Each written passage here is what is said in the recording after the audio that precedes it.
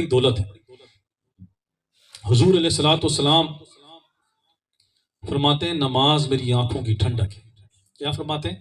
ہم نماز پڑھتے ہیں نا، حضور کی آنکھوں کو ٹھنڈک ملتی ہے، سکون ملتا ہے۔ میرا امتی، میرا غلام، میرا منگتا نماز پڑھنے گیا، اللہ کے گھر میں گیا نماز پڑھنے، اللہ کے گھر میں جہاں آپ کو موقع ملتا ہے نماز پڑھیں، نماز لازمی پڑھیں۔ نماز چھوڑنا گناہ کبیرہ، زانی، شرابی، بدکار، دیوس، لعنتی سب سے گناہ گار بے نماز ہے۔ نماز وہ دولت ہے، وہ عظیم دولت ہے۔ میرے آقا فرماتے ہیں جو نماز نہیں پڑھتا وہ گناہ کبیرہ کرتا ہے، اور جو نماز پڑھتا ہے نماز مومن کی معراج ہوتی ہے۔ نماز اللہ سے تعلق ہوتا ہے۔ جب انسان قیام کرتا ہے اللہ کی بارگاہ میں تو پھر کیا ہوتا ہے؟ نماز کا تعلق اللہ کی ذات سے۔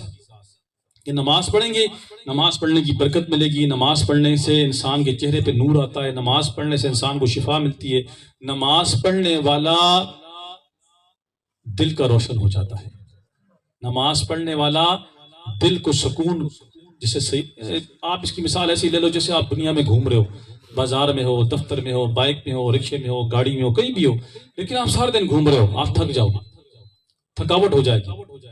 میں نے اس کا تجربہ کیا، نماز پڑھ کے بندہ نکلتا ہے تو ایک دم فریش، کتنی تھکاوٹ ہو بندہ ایک دم فریش ہو جاتا ہے۔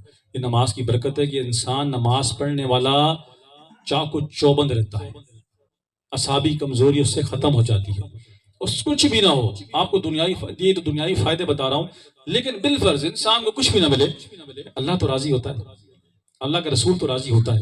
نماز پڑھو، نماز پڑھنے میں درویشی، نماز پڑھنے میں صوفیزم، نماز پڑھنے میں طریقت، نماز پڑھنے میں شریعت، نماز پڑھنے کے اندر تصوف، نماز پڑھنے والا ہی صوفی ہوتا ہے، جو نماز نہیں پڑھتا وہ صوفی کہلانے کے لائق بھی نہیں ہے۔ تو لہٰذا نماز لازمی پڑھیں، نماز چھوڑنا گناہ کبیرہ، نماز پڑھیں اور اپنے گھر والوں کو بھی پڑھائیں، اپنی بیوی سے کہیں، اپنے بچوں سے کہیں، گاہے بگاہے، کبھی محبت سے، کبھی غصے میں، کبھی پیار میں، کبھی نرمی میں، کبھی شفقت میں، کبھی ڈانٹ کے، کبھی آنکھیں دکھا کر۔